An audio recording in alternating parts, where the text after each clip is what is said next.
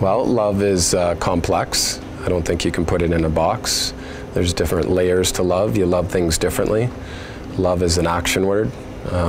It's something that needs to be activated. You got to put work into it. I think it's a feeling. I think you can't stop it. I think when it happens, it happens. It's a big word. I mean, I think children growing up watching Disney movies and whatnot believe there's some kind of childish love, like you're going to find your Prince Charming, if you will. But if you find the one you're supposed to be with, then yeah. So love for me is a feeling.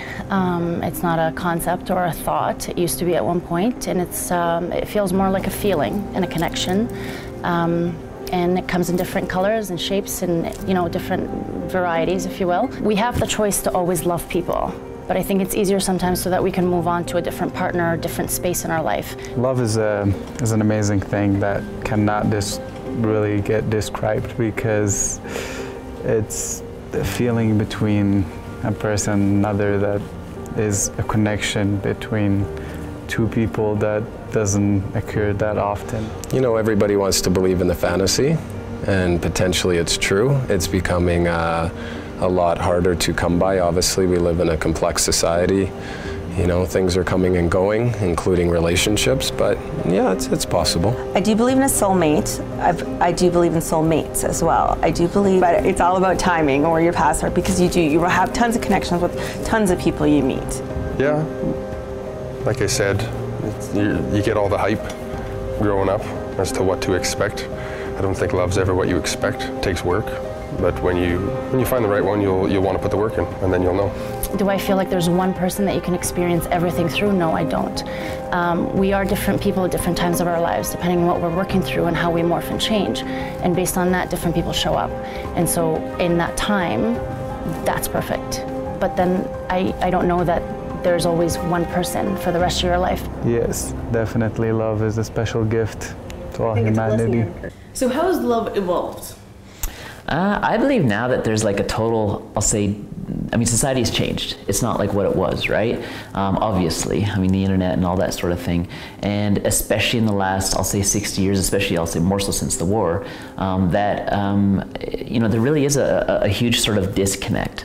I was telling you the other day when we had first met that I was at a bookstore, and I was in the psychology department in aisle, and on the other side, down that aisle was another gal who was looking at the relationship stuff, right? And then as I was leaving, I noticed, I walked around the corner and there's all the guys sort of books on ships or warfare or something like that, right? And it's the gal's looking at the relationship stuff, and the guys are looking at the warships or something, right? Or transportation or whatever it was. But there's a huge disconnect now, I find, right? And a lot of guys, especially with the internet and texting and email and that sort of thing, they've almost shrunk back. Society in general has shrunk back, right? And I tell guys all the time, or even people in general all the time, whether it be in relationships or in business or anything, right? The absolute best thing that you can do is meet someone in person, and then from there is talk to them on the phone, and then from there, if sort of a worst comes to worst, is then get on the email or that sort of thing, right? But there's no substitution for actually meeting in person. It's a totally different dynamics, yet it's something that we're all going away from, right? So the people that can take control of that or take advantage of that have such an advantage over everybody else who's going the other way, right? So that's one part of it, and then just from there, just in general, is I think really kind of from the war and with the whole workforce sort of changing and the workforce changing, is that there's a lot more parents that are working, right? Especially I'll say the dads are working, and then both parents are working, and that the kids are kind of left to run themselves, so to say, right? And then it's a lot of teachers in schools are more probably more female heavy than guy heavy, right? And I think that it just and for the guy stuff anyways, it has a little more of an impact that you're being sort of raised by, not your sort of father figure, your mother figure in a sense anymore, not what it used to be anyways, right? So definitely years ago it was you definitely had more of that sense of family, you definitely had a figure that you kind of looked up to, whereas now I think it's kind of more blended, right? You can look on Facebook for your idols or your your mentors or whoever, right? So, All right, well, we're also curious about who should pay for Valentine's dinner. You know what, I'd like to think of myself as a gentleman, so, you know, I'd like to pay for the date. That said, you know, it's encouraging to see a girl at least place the offer there, you know, that she wants to stand on her own 2 feet and represent herself well, and, you know, you honor and appreciate that, but obviously it should be the man's job to handle that. Mm-hmm. So even how they do their little gestures or anything like that, or even how they say it, or even how they make you feel, just that you're the one. I mean, it's nice to know that a woman also has, you know, knows the value of a dollar, you know, so doesn't expect the man to pay. I mean, at the same sense, I don't think that chivalry is really dead. Myself personally, I would pay, you know, on the date, especially on Valentine's Day. It's kind of a special day of the year, more so than just a regular Thursday night kind of thing. But I think for Valentine's Day, I would pay. Yeah. On Valentine's Day, so being a woman in business, I mean, I lead on a constant basis. I'm always in charge, and I do, and I have no issue doing that, and I pay for a lot of things, and I'm very generous, which are, to me, they are very masculine traits in a sense. They're very empowering for me, but at the same time, when it's time to connect with someone and allow them to love on me, but more so the feminine side of who I am, it gives me permission to let them have the wheel and allow them to love on me in whatever form that is.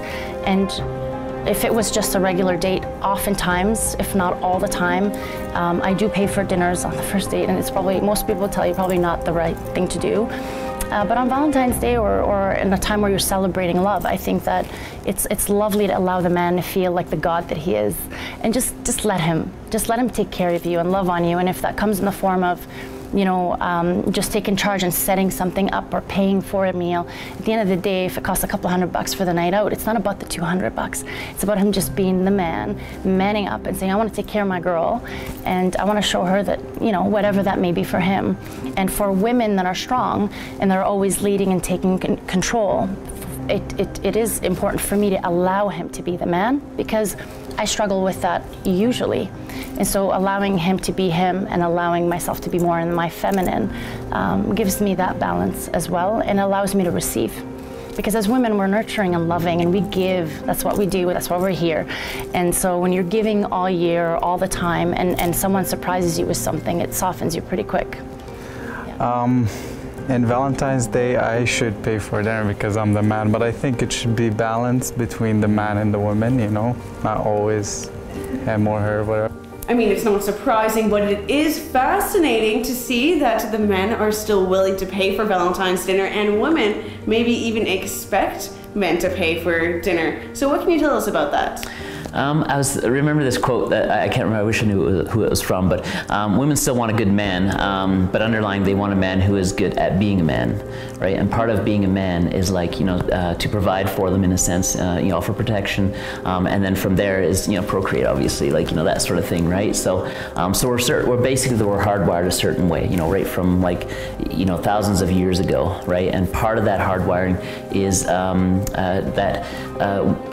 you know, women want to be, I mean, don't take this the wrong way, women are security-seeking creatures in a sense, right? So they want a guy who can, well, provide, take care of them, and you know, procreate on the other side, but it's still, you know, that's just the way that we're hardwired, and in today's society, or today's, you know, time, right? It's just, I mean, Valentine's Day is only sort of one example of that sort of thing, right? You're still sort of providing, and hopefully, I'll say, take the lead in, like, paying, and hopefully, like, guys, like, seriously, like, just don't ask her where she wants to go for a, you know, date or something like that. Just take the bull by the horns and just decide. That's one of the worst things you can do, is, like, don't decide, right? So, but that's just, and part of that too, women, any woman will tell you that they love confidence, right? And so if a guy takes the lead and takes control and, you know, remembers her and this sort of thing, right? That's very, I'll say, attractive, you know, from a girl looking at a guy or her significant other, whatever it is, right? So, yeah, I mean, and I really believe that this is something that's going to be hard to, or I don't think it's going to change in a way, and there's that sort of masculine and feminine energy, and women will always have that sort of more dominant feminine energy in them, and that feminine energy is just, you know, having a guy, you know, to make a long story short, but having a guy take care of them or take the lead, so to say, right? So. All right, well, we're also going to figure out what our candidate said that they want to hear from their significant other more often. You know, from all the relationships I've had, I've always, you know, had, you know, decent support on my goals or ambitions and the things that I'm up to. I don't know, I'm a very physical person, so, you know, if, you know, they're tuning into that and saying, you know, good job, you're looking good and stuff like that, that always helps, right? That's motivating, right? Because if you're not getting the appropriate attention at home, you're going to look for it elsewhere, right? And that's only a sign of trouble. I love you, I miss you. And for my significant other, I said that I would like them to make me feel important, like I'm the one, I'm their type, that they don't need to look elsewhere, that they're satisfied with me. It's nice to be recognized for things you do. It's the little things that count, but if your significant other can recognize that you're making the effort, and she as well is making the effort, it's nice to see. Both pieces of the puzzle playing together. Again, I'm a feeler, and so I've heard words come out of people's mouths and my heart just knew that it wasn't real. For me, it's a feeling, it's not so much words, because you can sit in the same space with someone and they can say very little, and yet you can feel them so deeply and you know what they're feeling. And so, you know, the unexpected is always beautiful because it triggers you differently than what you're used to. But I don't know that there's actually like a word. I would like to hear that I'm a special person for the person that I'm with, because it's, you know, it's good to be reminded of the person you are and how good you are and stuff like that. So. All right, so in your experience, do you think compliments and thank yous are short-lived? Absolutely. I think it's such a simple thing that most people kind of forget about, but it has such a huge impact, right? Yeah, I mean, it doesn't take much to actually say something and to show appreciation. And whether that is, sometimes it doesn't actually have to be, you know, verbal like thank you, but sometimes it's just body language, like, you know, just looking at each other in the eye, or like giving, you know, the nod or the, you know, the wink or something like that kind of thing, right? But it goes a long way. Right, so I also think that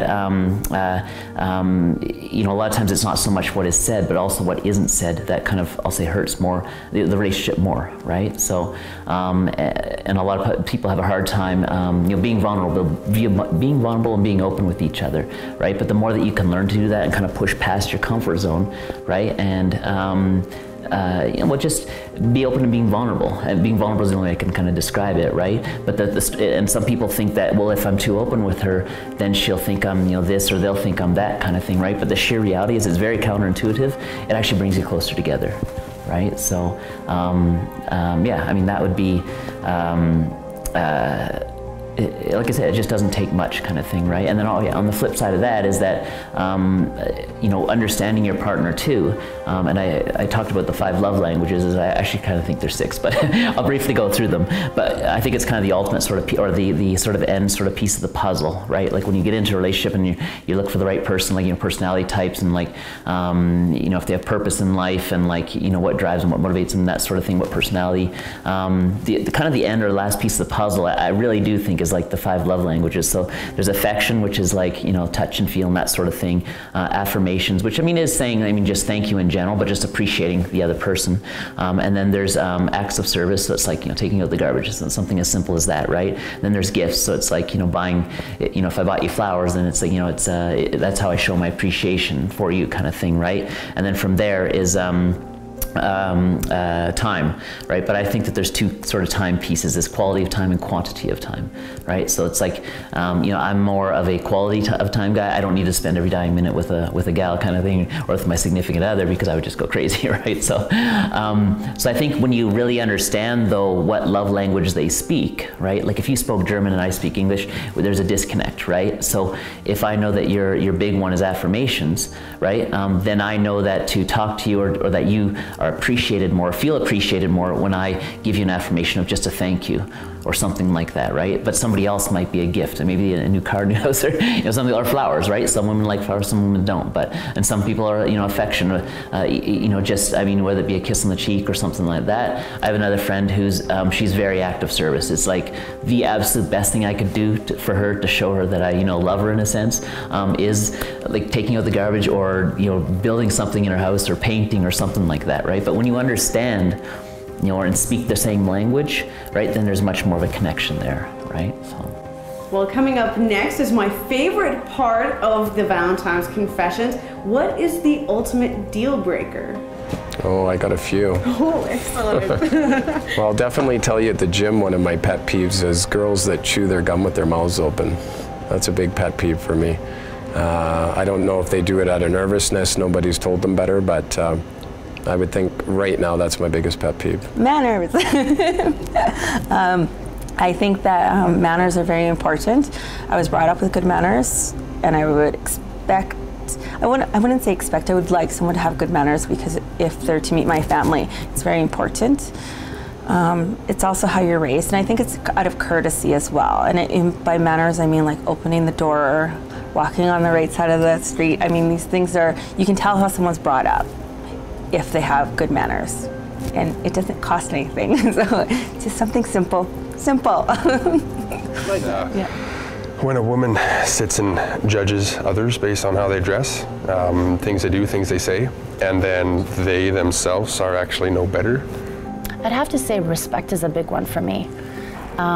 Mind you, when I say that too, there's levels of that too for me, because there is, when you can feel and see people for who they are, there's things about respect that there's no way you'd put up with.